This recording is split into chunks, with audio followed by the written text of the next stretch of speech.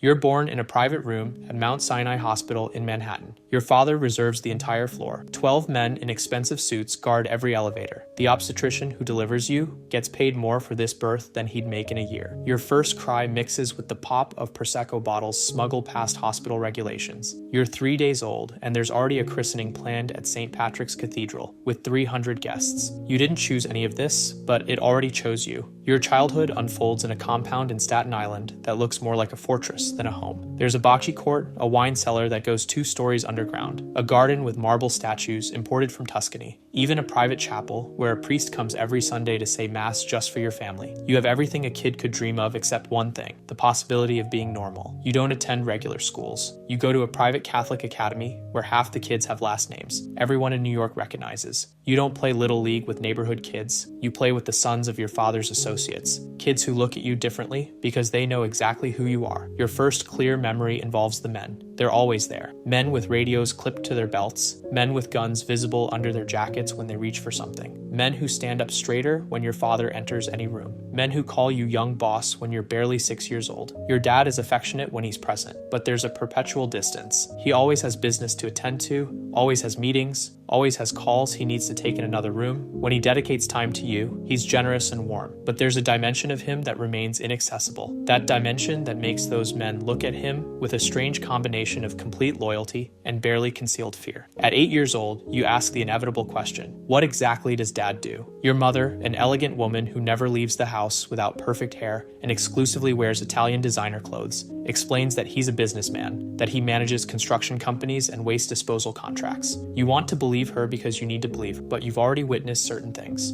You've seen men arrive with briefcases they open in closed rooms. You've heard conversations that stop abruptly when you walk in. You've noticed that people in restaurants treat your father with a respect feels different from normal respect. Your education is a study in contradictions. On one hand, your father obsessively insists on academic excellence. You have to be smarter than me, he repeats constantly. I learned by bleeding. You'll learn from books. You have access to exceptional tutors. You master Italian from an early age. You study advanced mathematics, American history, economics, law. On the other hand, you also absorb lessons that no classroom contains. You learn that total trust in anyone outside the family is dangerous naivety. You learn that power isn't requested, it's demonstrated. You learn that loyalty has a price, and betrayal has consequences that are permanent and non-negotiable. At 12, your father takes you to your first serious sit-down. It happens at a restaurant in Little Italy that closes to the public every Tuesday night. You arrive in a motorcade of 3 black Suburbans. Inside, 20 men are already waiting at long tables covered in white linen. Everyone stands when your father walks through the door. He places his hand on your shoulder and addresses the room. This is my son. One day he sits where I sit. You show him what you show me. The men nod in silence. Some smile, some don't. You barely comprehend the magnitude of what's happening. You feel the gravitational weight of every single pair of eyes in that room, landing on you simultaneously. In that instant, you stop being simply a child. You become the son. You meet the family's lawyer around the same time. He's a man in his early 50s, silver-haired, impeccably dressed, with a corner office on Park Avenue that looks completely indistinguishable from any other successful attorney in Manhattan. Your father treats him with a particular kind of respect. It's not the respect he shows the capos. It's something different, almost reverent. This man is worth more than 20 soldiers, he explains, afterward in the car. The ones who fight are necessary, but the one who keeps you out of a federal courtroom is genuinely irreplaceable. The lawyer explains his function one afternoon in simple terms. Imagine your father runs a very successful business, he says while straightening his cufflinks, but some of how that business operates creates uncomfortable questions for certain government agencies. So I create distance between your father and those questions. I build legal structures so complex, so layered, that by the time a prosecutor traces anything back to its origin, the statute of limitations has expired, and the witnesses have developed very convenient memory problems. You ask if that isn't obstructing justice. He smiles with the particular sadness of a man who made his choice decades ago, and has simply stopped revisiting it. It's called criminal defense, he says, and it's the only thing standing between your father and a federal penitentiary in Pennsylvania. Your adolescence becomes a perpetual collision between parallel worlds. You spend time in the Hamptons with your mother during summers, living like any kid from a wealthy New York family. You go to beach clubs, attend parties, meet girls who think your family's in real estate development, Nobody really knows who you are. You can experience something dangerously close to normal. Then, you return to Staten Island and remember that normal will never be an available option for you. You go back to the compound, to the armored escalades, to the rotating security detail, to the immovable reality of what your last name means in this city. At 15, you receive your first Rolex. At 16, your first car, a blacked-out Mercedes that costs more than most people's apartments. Your father hands you the keys in the driveway on your birthday, along with something else. A pistol, compact, Italian-made, already registered under a name that isn't yours. The car is for you to enjoy, he says quietly. The weapon is for you to survive. You learn to shoot at a private range in New Jersey. You're good, exceptionally good. But every time you hold the weapon, you think about its actual purpose. This isn't for competition. This isn't sport. This is the family acknowledging, without ever saying it directly, that the world you were born into will one day try to take you out of it. You begin to understand the structure for real. Your father no longer speaks around you in code. He explains the complete organization with the calm clarity of a man describing a corporate hierarchy. At the top is him, the boss. Below him, the underboss who manages daily operations. Then the consigliere, who advises without directly commanding. Then the capos, each controlling specific crews in specific territories across the 5 boroughs and into New Jersey. Each crew has soldiers who handle street-level operations. And beneath them, the associates, men who work with the family but haven't been formally initiated. But the real power, what actually sustains the entire structure, resides in 3 positions. The consigliere, who maintains alliances and prevents internal conflict. The political connections that ensure investigations go nowhere. And the lawyer who makes certain that when everything else fails, the boss still walks out of a courthouse a free man.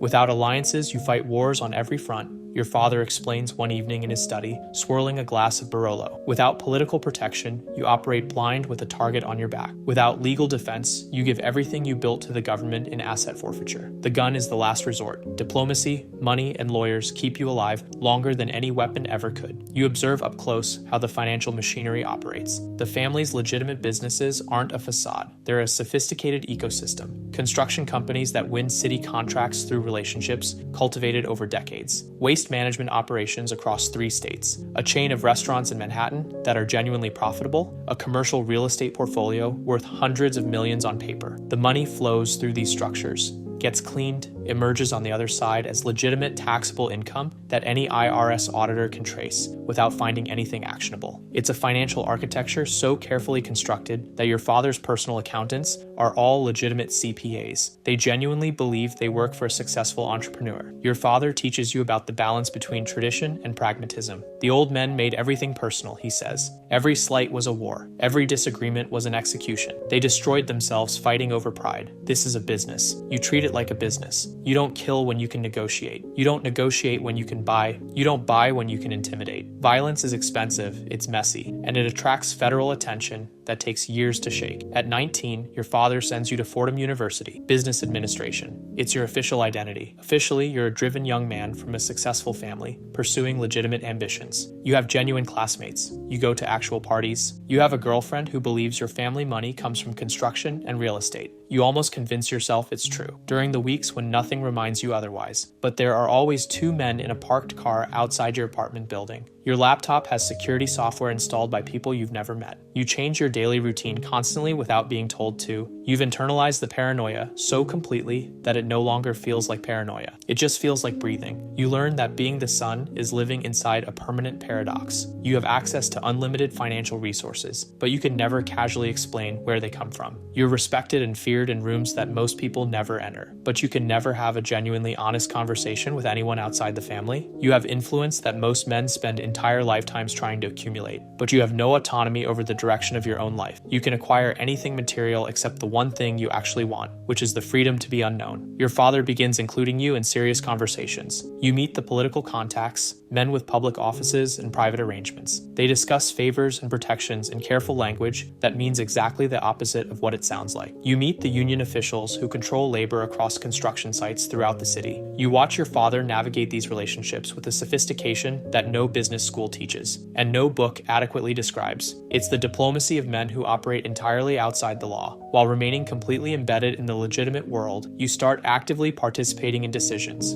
small ones at first, then larger ones. You sit in rooms where the outcome of conversations determines whether businesses survive, whether debts get collected, whether problems get resolved quietly or loudly. You haven't ordered anything directly, but you've been present. And in this world, Presence implies endorsement. Endorsement implies responsibility. And responsibility, if any of this ever reaches a federal grand jury, implies conspiracy. At 22, you've already witnessed too much. You've been in rooms where men's fates were decided as casually as dinner orders. You've seen what happens to people who talk to investigators. You haven't touched anyone directly, but the distance between you and what happens in your name grows shorter every year, and you feel it closing like a wall. You start having trouble sleeping, first a drink to take the edge off, then two, then a bottle of scotch that disappears faster than it should. Your father notices immediately. Be careful with that, he tells you in the direct way he reserves for things that actually concern him. In this life, weakness is information, and information in the wrong hands is a death sentence. The family lawyer shares your private despair. One evening after a long dinner, "You know what haunts me," he says quietly after the others have left. "I graduated top of my class at NYU Law. I had offers from firms that would have put me in front of the Supreme Court. Instead, I've spent 25 years making sure men who commit serious crimes never answer for them. And I can't walk away because walking away from this family isn't a resignation, it's a funeral arrangement." You watch your father move through the world and you see your future written in every line of his face. He's 55 but carries himself like a man who has aged in dog years. The chronic vigilance, the constant calculation, the permanent awareness of every exit in every room. He's survived 3 serious attempts on his life. He's watched men he grew up with get buried or disappear into federal prisons, where they'll die quietly in their 70s. He's still enormously powerful, but the cost of that power is visible in the way he never fully relaxes. Not even in his own home. Not even surrounded by men whose loyalty he's purchased with decades of generosity. You realize this trajectory is yours. Maybe you have 15, 20, 25 more years of power and influence ahead of you. Then, if fortune is extraordinarily kind, you find a way to step back before someone steps you out. If fortune isn't kind, you end up in a federal indictment that takes everything. Or you end up in a situation that requires no courtroom at all. There are no clean endings in this life. There are only endings that arrive on your terms, and endings that arrive on someone else's.